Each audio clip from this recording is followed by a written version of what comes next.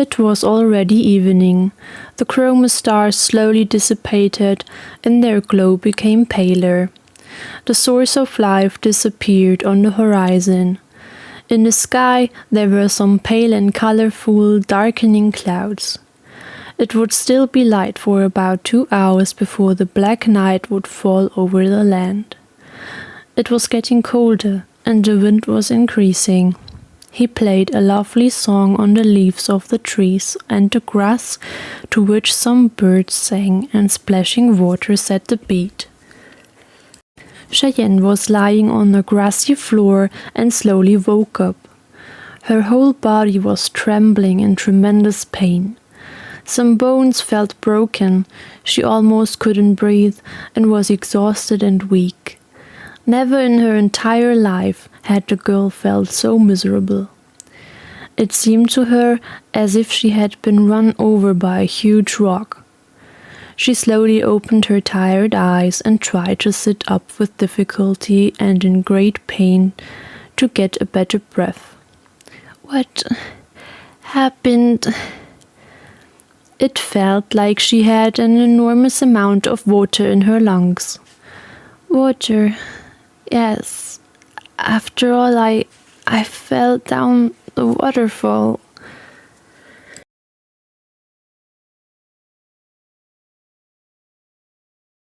Unable to sit up, Cheyenne lay on her side and coughed.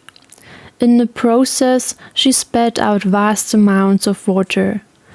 After that, it was easier for her to breathe, but then she felt stabbing pains in the chest area with every single breath. It was so agonizing that her eyes started to water. "Oh, you're already awake. How are you feeling? I can imagine that you are miserable after this fall. I'm actually quite surprised and amazed that you survived this. It's almost a miracle. After all, you fell down the Ballistra waterfall. Well, I guess you just came up luckily." Behind Cheyenne sounded a never-before-heard woman's voice.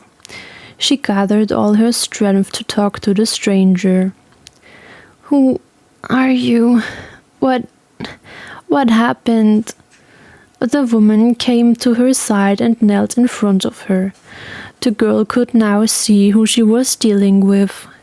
A young woman, barely older than herself, slender, pretty, with mint green eyes and tied hair in various shades of purple, lateral forehead fringes, and strands of hair that covered her ears. The stranger introduced herself. "Well, my name is Sasha, and I just happened to be around here when I saw you fall down the waterfall. Apparently, you were chased because some weird mutant-like monster stood up there and watched you fall down. Then they retreated, and I ran to the shore as fast as I could. When I saw that you didn't show up anymore, I jumped into the water and fished you out. Yes, and now I've been waiting for you to wake up for a few hours. What's your name?" Cheyenne tried to answer her. "My name is Cheyenne. Thank you, Sasha." The young woman smiled and seemed pleased that the girl was grateful to her. "What a luck that she was nearby and saved me and Arukas and Falconheart. Wait, Arukas? Where is he? And I don't see Falconheart either." Panicked words came out of her mouth. "Where are my companions? Arukas, Falconheart?" That's all she could say. She was too weak. Then Cheyenne felt a warm, rough tongue lick her ear and heard a soft whining. She turned in that direction as best as she could and saw the fairy wolf sitting next to her. "Arukas." The girl was relieved and became calmer. Sasha seemed to sense her relief and grinned. "Do you mean this one? So this fairy wolf belongs to you and is called Arukas. Beautiful. He's also been pretty lucky, but this breed of wolves is very tough. However, I think he has done something to his spine. His hind legs don't move well. He drags them behind him more than he lifts them. I have already applied a healing herbal paste to his back, but this will not be enough. It at least relieves pain. You probably have some broken ribs and you will get quite a lot of bruises. I also put a herb paste on it, but I'm afraid the pain you feel is very difficult to alleviate. As soon as you feel able to get up with my help, we will set off for the next village from here. It's not far away and I'm sure there's a doctor there who can help you, yes? Cheyenne nodded and thanked Sasha for her help. But still, she couldn't see Falconheart anywhere. The young woman hadn't said anything about him either. The girl looked into her eyes and tried to speak again. Thank you, but where's Falconheart, my horse? Sasha averted her gaze and Cheyenne had a bad premonition. No. Her rescuer's gaze wandered upwards to a rocky ledge emerging from the waterfall. Your horse, I'm sorry, but it fell on the ledge up there and didn't survive. I'll spare you exact details. It wasn't a pretty sight. Everything that was in the saddlebag I got and put it there, because I thought you still needed that stuff. I'm sorry. For Cheyenne, the world collapsed. Her beloved, faithful horse, which she had had for so long, which had carried her everywhere, and with whom she had experienced so much, should be dead? Just like that? The girl burst into tears, ignoring the physical pain this caused. The pain of the soul was much greater and stronger. The feeling of sadness and emptiness spread again and made Cheyenne despair. No! Why? Why is all of this happening? What have I done to have everything and everyone I love taken away from me? Why is all of this happening? It's all my fault. I should have left Falconheart at home. I shouldn't have let all this happen. I was responsible for him and he trusted me. He trusted me infinitely and I let him die. It's my fault that he's dead. If I hadn't made any mistakes, we wouldn't be here right now. Then none of us would have fallen down there. Then he would still be alive. My beloved Falconheart. Why? Why? Now I only have Arukas. I have to be strong for him. And I have to protect him. I won't let him die. Never. But what do I do now without Falconheart? Cheyenne cried many bitter tears, and Sasha tried to stand by her and calm her down by stroking the girl's hair. How lucky she had been that this woman had appeared.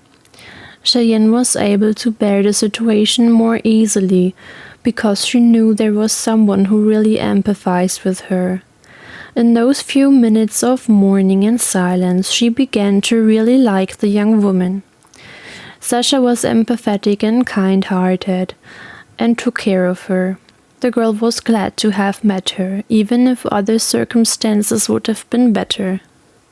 The new acquaintance helped Cheyenne sit up. She then held on to Arukas and dug her crying face into his cuddly fur.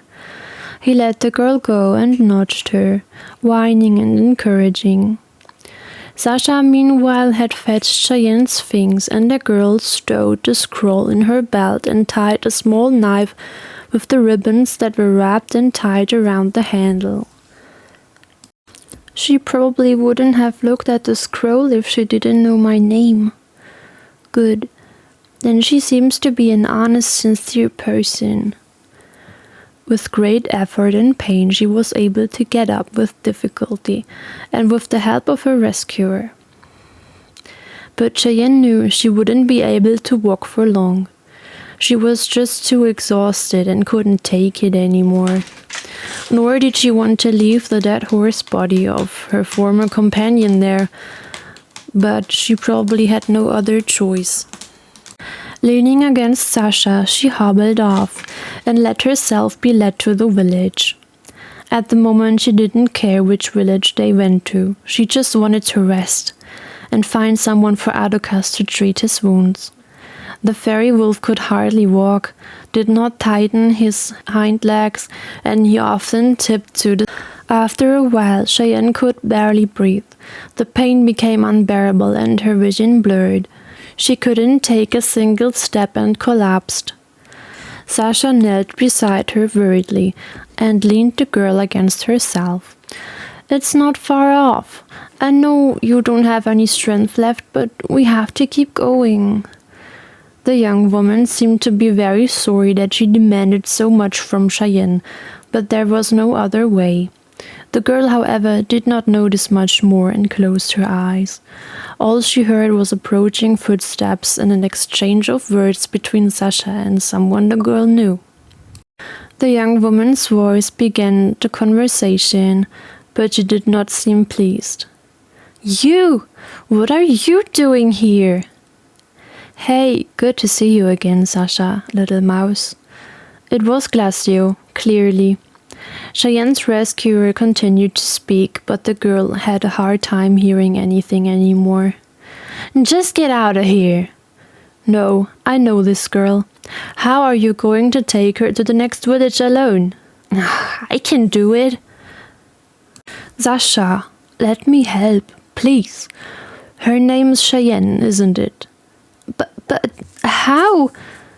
So you really know her?"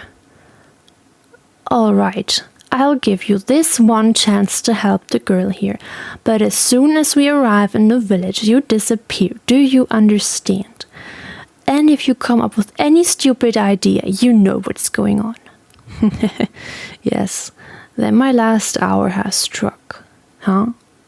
Don't worry, I just want to help the cutie."